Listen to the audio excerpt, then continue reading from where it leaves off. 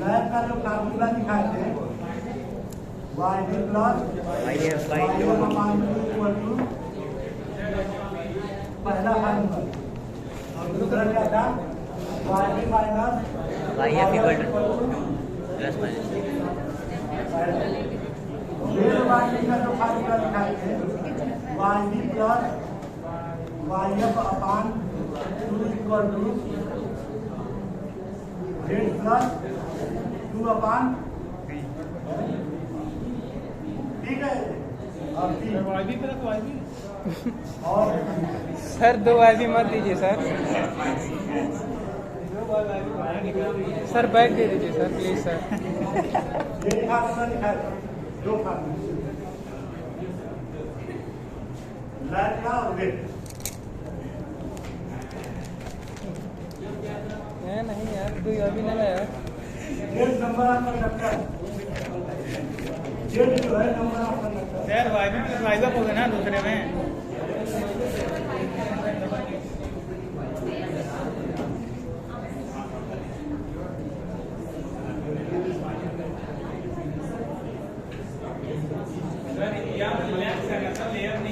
Lakes है यम जो है वो लेक्स है याद रखिएगा यम की वैल्यू लेक्स और हमने कहा था कि आपने केवल सिंप्लेक्स वाली पूछी जाती है ठीक है ना तो आप यम की वैल्यू हमेशा 1 रखना चलोगे ठीक।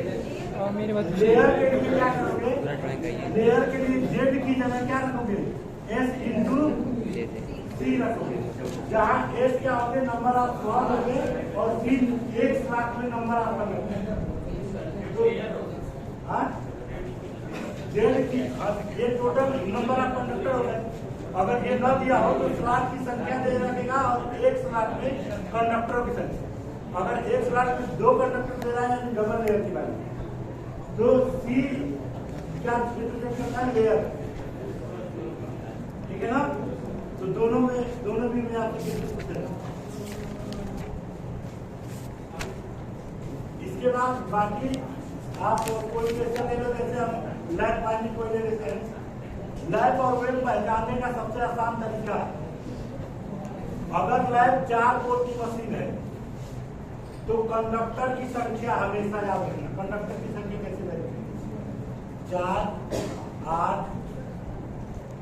12 16 20 24 इसमें चलेगी ठीक है ना यानी पोल के मल्टीपल में हमेशा चलेगी कंडक्टरों की संख्या कितनी चलेगी पोल के मल्टीपल अगर लैब बाइंडिंग करवा रहा है और अगर वेव बाइंडिंग करवा रहा है तो यानी हम ऐसे कर सकते हैं m इंटू पी हम कर सकते हैं ना n into P lab binding की जबकि वेव बाइंडिंग में क्या होगा अगर पोल की संख्या जितना देर रखा है तो अगर हम यहाँ कहते हैं पी है तो ठीक है ना m इंटू पी के केस में चलता जाएगा P equal to m equal to क्या लिख सकते हैं 1 2 3 4 ठीक है। यहाँ अगर p की वैल्यू दिया है तो चलेगा देखो यहाँ पर अगर p की वैल्यू दे रखा है तो इसमें चलता है m इंटू पी प्लस 2 या प्लस माइनस 2 किसी केस में चलता है 2 कंडक्टर अगर स्लॉट की बात करेगा तो अगर एक स्लॉट में एक ही कंडक्टर है तो 2 स्लॉट या तो अधिक होगा या तो कम अगर एक स्लॉट में 2 कंडक्टर तो या तो एक स्लॉट अधिक होगा या तो एक स्लॉट तभी तो 2 कंडक्टर का अंतर आएगा ना। अगर डबल लेयर बाइंडिंग है तो 2 कंडक्टर प्रोग्रेसिव और रिट्रोग्रेसिव के लिए एक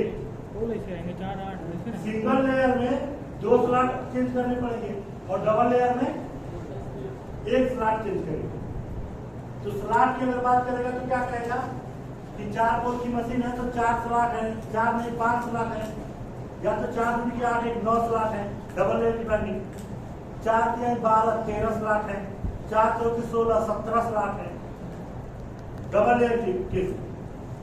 अगर कंडक्टर की केवल बात करेगा तो कैसे कहेगा वेव बाइंडिंग के लिए अगर 4 पोल की मशीन है तो कंडक्टर की संख्या कितनी आएगी 6 4 दूनी के 8 2 10 ठीक है 4 के 12 2 14 इससे पकड़ लोगे ना 2 कंडक्टर हमेशा अधिक लेकर चलेगा 6 पोल की मशीन है तो 8 कंडक्टर, 6 दूनी के 12 तो 14 कंडक्टर, 6 दूनी 18 तो 20 कंडक्टर, ऐसे चलेगा। 2 कंडक्टर एक्स्ट्रा लेकर चलेगा।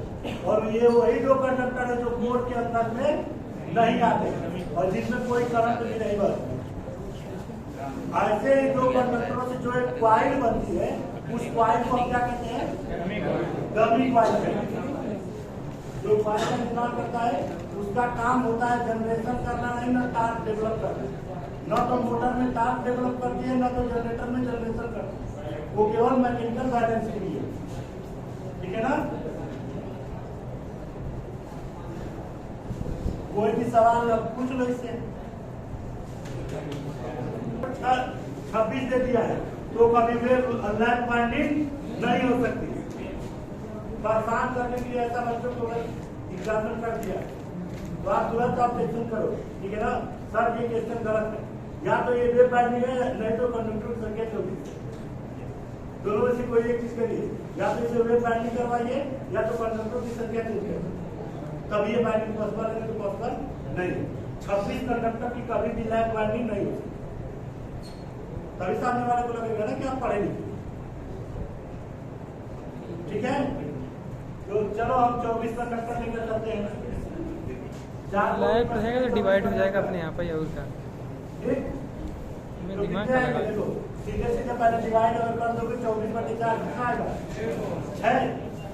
तो 6 1 7 7 5 आएंगे हमारे घर। चेक करो 7 5 ही आ रहा है। अरे भैया रे, वाईबी और वाईएफ की वैल्यू चेक कर लो। खेल कितने हैं? इसी फार्मूले में रखो ना, इसी फार्मूले में रखो।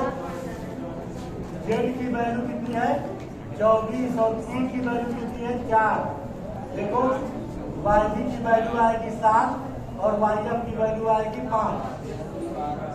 हाँ सर, यही आ रहा है। तो हमने कहा ना कि जब कई बार सॉल्व करोगे तो कैलकुलेशन नहीं करना पड़ता है, क्वेश्चन देखकर सीधे सीधे बता दोगे कि कितना है। तो एक्चुअली में हम क्या करते हैं कि किसी को हम सिंपल तरीके से हम देखें कि कोई सीनियर आप लोग को फार्मूला भी कर बताएंगे। Z/T+1 YB हो जाता है, ठीक है? और माइनस इसमें से YB में से 2 कर दोगे तो क्या बन जाता है? लैम्प। क्या वही आ रहा है? वही आ रहा है ना? फॉर्मूला दिया था वाईटी का, मतलब 2C/T + -T करके दिया था। अरे वो कुछ भी दे रखा है, जो हम बता रहे हैं वो सब। तो उसके हिसाब से तो ये जो आपने 26 वाला किया था वो भी आ जाएगा। 26 वाला 26 कंडक्टर की लैप वाइंडिंग नहीं होती। इससे फॉर्मूले से आ जाएगा। पता नहीं अब कोई करते हैं तो करते हैं। अब पढ़े तो इतना करके बताएंगे। 26 कंडक्टर की लैप वाइंडिंग आप नहीं कर सकते। वो 2 कंडक्टर कौन से 2 पोल में लगाओ बताओ? जो बाकी के पोल पीस तो बराबर रहेगी ना, पोल पीस तो बराबर रहेगी ना, तो 2 कंडक्टर को 4 पोल में कैसे बांटो? जंपर वायर बता दो। नहीं बात सकते ना? तो यहाँ इसीलिए अब सिंपल आप लोग बता देते हैं, कंफ्यूज ना हो। फार्मूले तो ढूंढोगे तो नेट पर विजल हुई वाईबी और वाईएफ निकालना है, लेकिन हमारे ख्याल से इससे सिंपल फार्मूला नहीं। सबसे सिंपल फार्मूला है Z/T+1 कर दो वाईबी आ जाएगा और -2 कर दो वाईएफ।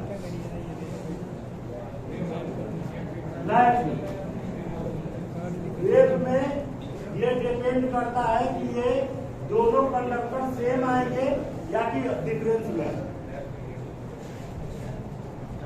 दोनों कंडक्टर सेम आएंगे कि डिफरेंस में है। जैसे इसका देखो सिंपल फार्मूला क्या मिलता है कि Z+2/P करो पहले कितना हाँ है? यार, देख रहे ठीक है? अगर आपका ये 26 कंडक्टर है तो Z+2 का ये करो कितना जाए? 28/4 करोगे 7। अगर ऑड नंबर आ रहा है इतना कर देते वेब में तो याद रखना कि वाईबी वाईएफ दोनों बराबर है और सेम नंबर। और अगर इवेंट नंबर आ रहा है तब वाई वाई एफ दोनों क्या है अलग अलग, एक अधिक है और दूसरा एक कम। जैसे अगर मैं यही कह देता कि कितने हैं 22 कंडक्टर है 4 पोल की मशीन, 22 कंडक्टर की अगर करोगे तो फार्मूला लगाओगे 22 + 2 24/4 कितना आया 6। तो जब 6 आ गया तो इसका मतलब कि वाई और वाई एफ एक 7 है दूसरा 5 है, एक 7 है दूसरा क्या है 5 है वेब के। लेकिन अगर हम वेब के लिए Z+2 करके Z+2/T अगर कर रहे हैं, अगर इवेंट नंबर आ गया इवेंट नंबर, तो याद रखना कि इवेंट +1 कर दोगे तो वाई हो जाएगा और इवेंट नंबर -1 कर दोगे तो वाई हो जाएगा। लेकिन अगर ये करते समय डायरेक्ट ऑड नंबर आ रहा है तो वाई और वाई एफ दोनों सेम और वही नंबर दोनों, यानी अगर 7 आ रहा है तो वाई भी 7 है और वाई एफ भी 7, ठीक है ना। क्योंकि हमने शर्त क्या बताई थी कि दोनों ऑड नंबर होंगे, चाहे वो इक्वल है चाहे अनइक्वल, ठीक है। लेकिन दोनों ऑड नंबर होंगे, ये कंपल्सरी है वेब में। लेकिन लाइव में हमने शर्त क्या रखी थी कि ऑड भी आएंगे और 2 का डिफरेंस भी आएगा, ये दोनों वैल्यू एक साथ मानेंगे लाइव में। अब लाइव और वेब पहचानने में कोई कंफ्यूजन होगा किसी को? नो सर, काफी बता दीजिए, अब कंफ्यूजन नहीं होना चाहिए। एक बार क्वेश्चन पढ़ो और जान जाओ कि लाइव है कि वेब, हमें क्या करना है, ठीक है ना। फार्मूला लिखने की जरूरत है, डायरेक्ट वाई वाई एफ लिखकर शुरू हो। सर अब ट्रिक बताइए पास होने की। अब अगर वाई भी आपको पता है और वाई एफ, तो स्कीम बनाओगे, हम दोनों बाइंडिंग एक साथ लेकर चल रहे हैं, ठीक है ना। एक में 22 कंडक्टर थे और एक में नहीं, एक में 24 थे एक में 26 थे। लैब में हमने कितना कंडक्टर लिया था 24 और वेब बाइंडिंग के लिए कितना लिया था 26। बड़ी यहाँ के लिए वाई भी आया था 7 और वाई एफ कितना आया था 5। यहाँ के लिए वाई भी बराबर वाई एफ = 7। दोनों बाइंडिंग का एक साथ चल रहा है, 2 कंडक्टर तो 4 पोल की मशीन है, वहां पे दोनों जरूर करें, ठीक है। इसका स्कीम कैसे बनाओगे लैब का तो हम सिंपल सा बताए थे, कंडक्टर नंबर 1 में वाई भी जोड़ दो, कितना आ जाएगा, में से वाई एफ माइनस कर दो, सीरीज शुरू हो गई लैब में, सीरीज बनना शुरू हो गया ना 1 8। उसके बाद और नंबर जो है उसकी सीरीज में 2 जोड़ते जाओ, इवेंट नंबर वाले में 2 कब तक, जब तक कि 24 ना पहुंचे, ठीक है ना। तो जोड़ते हुए निकल जाओगे तो यहाँ कितना होगा 10, उसके बाद 12 7 14 9 16 11 18 13 20 15 22 17 24 19 2। समझ में आ रहा है ना 2 के बाद 24 के बाद 21 4 23 6 1, ठीक है। इसका स्कीम बनाने के लिए हम बताए थे कि एक नीचे से शुरू करके 8 ऊपर 3 नीचे, तो जो 8 नंबर है वो नीचे चलते जाएंगे और 1 नंबर ऊपर, और नीचे से स्टार्ट करेंगे, पहले ऊपर वाला कनेक्शन कर लेना उसके बाद नीचे। तो हम कैसे बनाएंगे, सर्कल बनाते चले जाते हैं,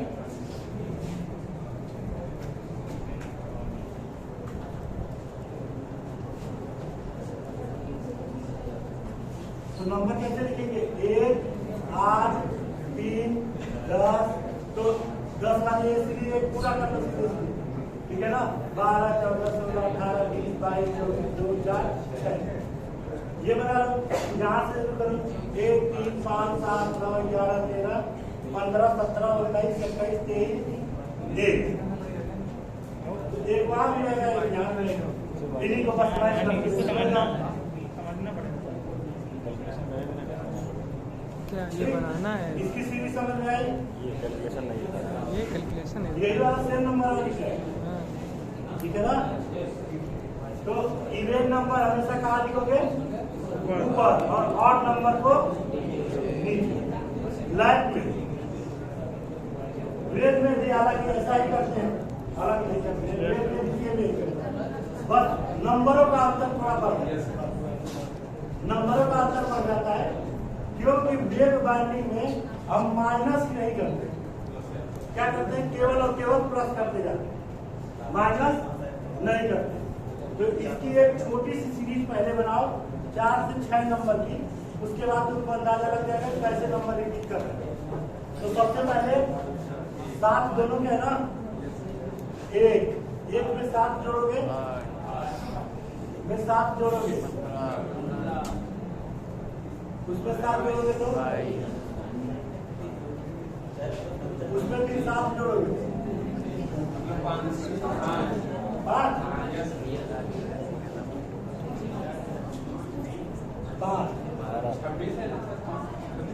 आएगा, 3 आएगा ना, 26 का टक्कर है। हाँ सर, 3 आएगा सर, 3 आएगा ना। अब तो सीरीज कैसे करवा, सीरीज बन गई, ठीक है ना? एक किस में बदल गया तो 8 किस में बदलेगा? 15, 22, उसके बाद 3 किस में बदलेगा? 10 किस में बदलेगा? समझ आया? सीरीज बनती चली गई ना, वैसे शुरू कर दो। जस्ट तीसरा नंबर पकड़ना, उसी को बढ़ा देना, चलते 2 अधिक जोड़ते हुए निकल जाए, ठीक है ना? जैसे 12 के बाद 17, 2, 19, 26, 7, 14, 21 और 26 के बाद 2, ठीक है? सेम ऐसे सीरीज बनते हुए निकल जाए, ठीक है? देख लो एकदम साथ साथ सीरीज बनाते हुए निकल जाए। इसी के नहीं डालेगा। सही बात है।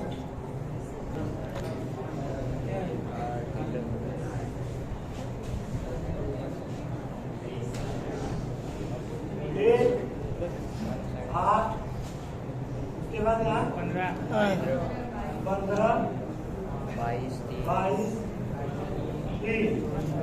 अब देखो बस ये 17, 2, ठीक है ना? सीरीज ऐसे ऊपर हमेशा आएगा इवेन नंबर और नीचे क्या आएगा?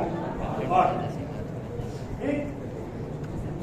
कनेक्शन करते समय सेम वही प्रोसीजर, ऐसे एरो देना, इस तरह करके समझने के लिए हम बता दे रहे हैं एरो कैसे देते, ठीक है ना? नहीं, हम समझने के लिए बता रहे हैं कि एक ऊपर कनेक्शन जाकर जुड़ेगा आंकड़े में, और 8 का नीचे कनेक्शन होकर कहाँ आएगा? 15 में। फिर ऊपर 15 से ऊपर कनेक्शन जाएगा 22 में, 22 का नीचे कनेक्शन किसमें आकर जुड़ेगा? 3 में। ऐसे जोड़ते हुए निकल जाओ, ऊपर वाला कहाँ जाएगा, नीचे वाला निकल जाएगा। ये स्कीम इसीलिए ऐसा बनाते हैं कि हमको ये पता चले कि ऊपर से किस कंडक्टर में जोड़ना है, नीचे से किस कंडक्टर में, ताकि बाइंडिंग का गलत न हो, ठीक है ना? जैसे एक बात से आओगे एकदम कंप्लीट। उसके बाद बाइंडिंग डायग्राम तो जानते ही हो कैसे बनता है, सेम ही कनेक्शन करते हुए क्यों जाते। पोजीशन ऑफ ब्रश का डायग्राम लैब में जरूरी नहीं है, वेब में जरूरी होता है। लैब में जरूरी, लैब में हम बताए थे कि एक पोल में जो दोनों कंडक्टर लास्ट वाले होंगे उनमें सेम करंट होगी, और वो जहां जाकर जिस सेगमेंट में जुड़ेंगे वही ब्रश लगेगा लैब में। लेकिन वेब में ऐसा नहीं है, वेब में जहां पोजीशन आएगी ब्रश की आप वही लगाना है, वो डिपेंड करेगा जब बाउंडिंग बनाएंगे। पोजीशन आप ब्रश का जब डायग्राम बनाओगे वहां से कंडक्टर पर ही छोड़ देगा, कोई दिक्कत नहीं। और उसके लिए हमको बाइंडिंग डायग्राम पूरा बनाएंगे तब बना। सर वाइंडिंग डायग्राम में भी ब्रश लगाना जरूरी है? हाँ, तो ज्यादा नंबर होता है वो आपके बाइंडिंग डायग्राम पर कितना सही से बना रहे हैं। बाकी आपने योजनाएं क्या क्या बनाई है कोई नहीं चेक करता, ठीक है ना। आपने फाइनल क्या बना कर छोड़ा है वो ज्यादा चेक किया, तो ज्यादा कंसंट्रेट किस पर रहोगे? Winding diagram. उसमें कोई करंट की डायरेक्शन गलत हो ना। सर पैरेलल पाथ सर, हाँ। पैरेलल पाथ पैरेलल पाथ कभी कभी पूछता है, कभी कभी डायरेक्ट पूछता है। अगर केवल स्कीम बाइंडिंग पूछ दिया तो उतना बना कर छोड़ दो। डायरेक्शन आप ये नहीं पूछ रहा है तो आप दिखाई दे रहे हो कहाँ पर? बाइंडिंग डायग्राम में दिखा रहे ना ये मेरे को, उसकी डायरेक्शन दिखा दे रहे हो तो क्या जरूरत है इक्विवेलेंट बनाने? इक्विवेलेंट आपसे अगर नहीं पूछा छोड़ दो। तो कितने नंबर का होता है सर पहले? जरूरी नहीं, अगर पूछेगा तब बनाना, 1-2 नंबर का रहता है। एक दो नंबर का दीजिए, कैसे छोड़ छाड़ दें। बाईस का कितना है? 7 नंबर है, ठीक है। 1 में 7 जोड़ोगे कितना आएगा? 5 में 8, 8 में 5 जोड़ोगे तो जोड़ना अभी भी 8 5 7 जोड़ोगे तो 5 जोड़ोगे तो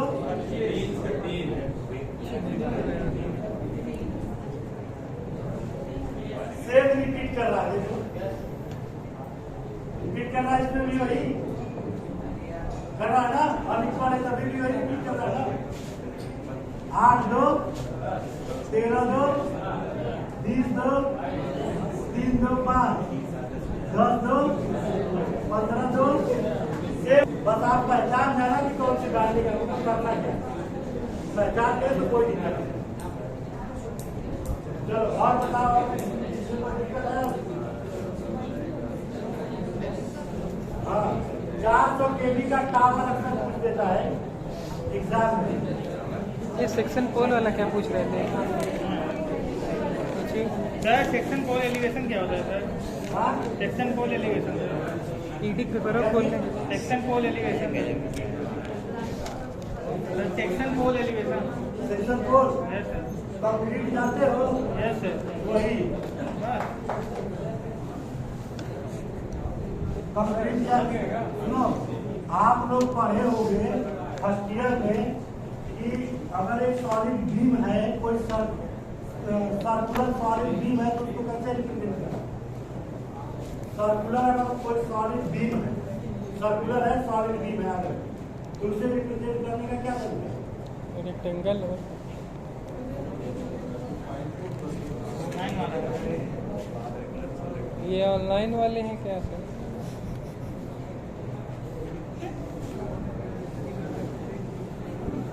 आंसर करते हैं यस ना? सर।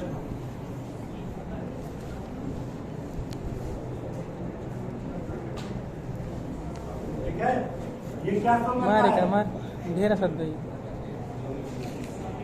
अगर कोई रेक्टेंगल बीम है तो वो भी तो ऐसे दिखेगी। Yes sir. अगर हम इसको इंड को मिटा दें तो सर्कुलर भी इसी तरह दिखेगी, देखोगे तो हम कैसे पता करें कि रेक्टेंगल है कि सर्कुलर है? कैसे पता करें? अगर केवल इतना ही अगर दे दिया है एलिवेशन तो कैसे पता करोगे कि सर्कुलर है कि रेक्टेंगुलर है?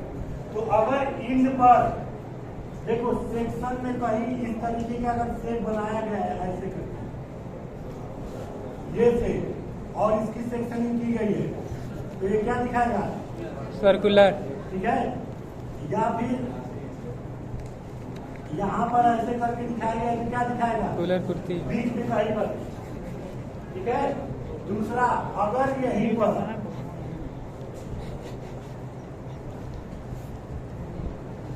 धोती कुर्ता। ये क्या दिखाएगा? ये सेक्शनल मतलब क्रॉस सेक्शनल एरिया उसमें रिप्रेजेंट करके जाता है। कम से कम आपको पता चले एक बीम में कि ये कौन सी सेक्शन है। तो जो क्रॉस सेक्शनल पोल का जब हम बनाते हैं तो कंक्रीट का जब बनाते हैं पोल, तो वहाँ पर आप लोग देखे होंगे कि बीच बीच में इस तरीके से लाइनें आपको दिखेंगी। Yes sir. हाँ सर। क्या इस तरह लाइनें होती है क्या किसी से पोल में? रियलिटी होती है? कहीं नहीं देखे हो। ये दिखाता है इसका क्रॉस सेक्शनल सर्कुलर नहीं है, रेक्टेंगल। समझ में आया? हाँ, फिर इसी को कहते हैं सेक्शनल पोल। और दिखाता है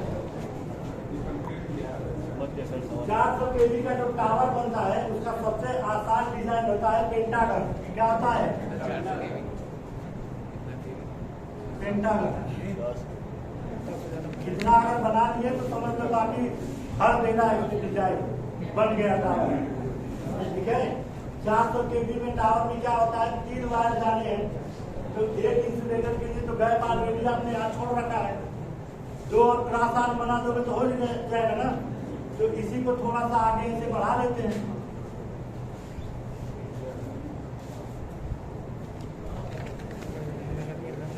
जो क्रॉस आर्म आ गए, क्रॉस आर्म आ गए ना, हो गया इसका डिजाइन।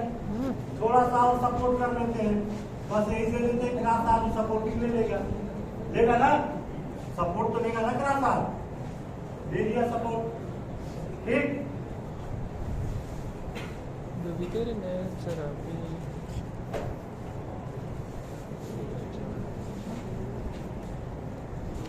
दिखा, सपोर्ट तो दिखाना पड़ेगा ना।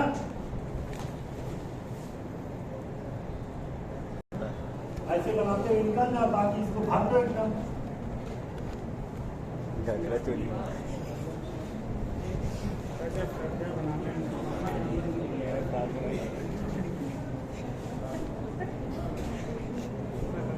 ये तो प्रियंका लग रही है।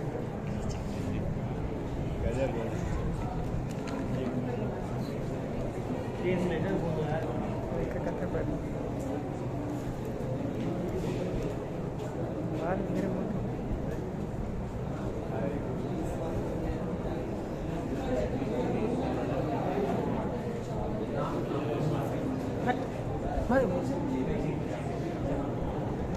इस तरह करके ऐसे भर दो। अब देखो अर्थिंग के लिए यहीं पर सर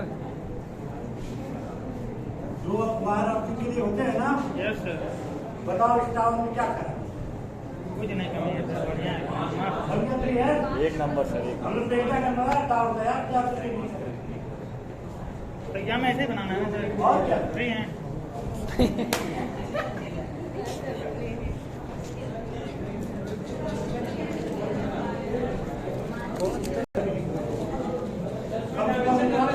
सामने रहेगा ना कि हाँ एक टावर है, और कोई कुछ नहीं कर सकता टावर किसी का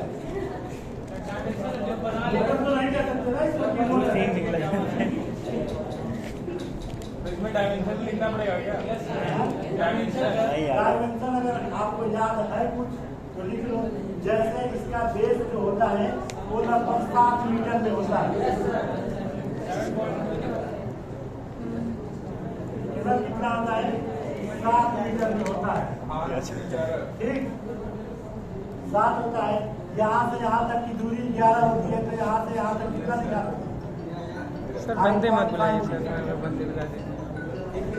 सेंटर लाइन ठीक तो दिखा दो, आधे तरफ की दूरी कहाँ सर 11 होती है सर? अरे यार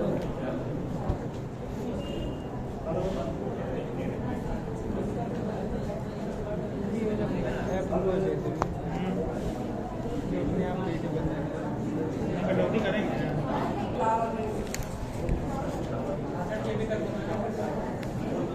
देखिए टावर, ठीक है ना, हम पोल के बारे में बता रहे हैं। रेल पोल जो होते हैं अटलांटिस पोल, रेल पोल समझते हो? रेल पोल जानते भी हो कि नहीं? नहीं सर, रेड सुनो, जो रेल की पटरियों के नुमा एक पोल खड़े किए जाते हैं, रेल की जो पटरी होती है उसके जो यस वो सर, एच टाइप के पोल होते हैं। किस टाइप के होते हैं? एच पोल। एच टाइप के क्रॉस सेक्शनल एरिया देखोगे तो इस तरह होते हैं।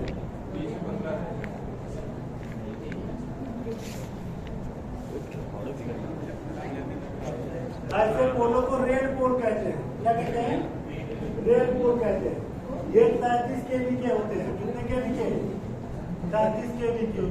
जब इसका कंस्ट्रक्शन अगर इधर से देखोगे एक साइड से, तो ये कैसे दिखते हैं?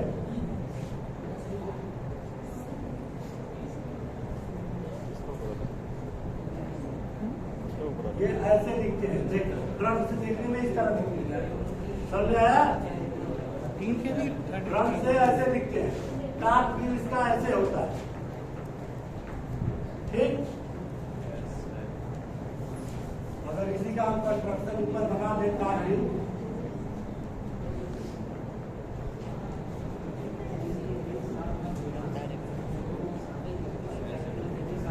पटरी का रेड बुल बता रहा है।